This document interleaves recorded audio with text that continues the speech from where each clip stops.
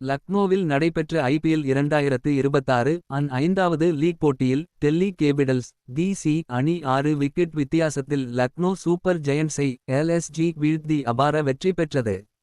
போட்டிச் சுருக்கம். Lucknow super giants LSG 141 கீழ் 10.18.4 ஓவர்கள். டெல்லி கேபிடல்ஸ் டிசி 145 கீழ் 4.17.1 ஓவர்கள். முடிவு. டெல்லி கேபிடல்ஸ் 6 விக்கெட் வித்தியாசத்தில் வெற்றி.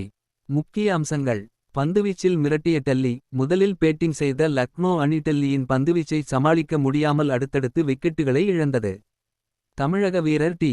நடராஜன் மற்றும் லிங்கி இங்கிடி தலா 3 விக்கெட்டுகளை வீழ்த்தி அசத்தினர். குல்தீப் யாதவ் 2 விக்கெட்டுகளை கைப்பற்றினார். லக்னோ பேட்டிங். லக்னோ அணியில் அப்துல் சமத் 36 ரன்கள் மற்றும் மிச்செல் மார்ஷ் 35 ரன்கள் மட்டுமே ஓரளவிற்கு ரன் சேர்த்தனர். கேப்டன் ரிஷப் பண்ட் 7 ரன்களில் ஆட்டமிழந்தார். சமீர் ரிஸ்வியின் அதிரடி 142 ரன்கள் என்ற இலக்குடன் களம் இறங்கிய டெல்லி அணி தொடக்கத்தில் 26 ரன்களுக்கு 4 விக்கெட்டுகளை இழந்து தடுமாறியது.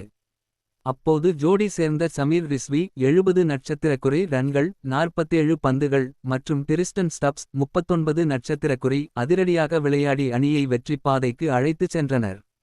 ஆட்ட நாயகன். அதிரடியாக விளையாடி அரைசதம் கடந்த டெல்லி அணியின் சமீர் ரிஸ்வி ஆட்ட நாயகனாக தேர்வு செய்யப்பட்டார்.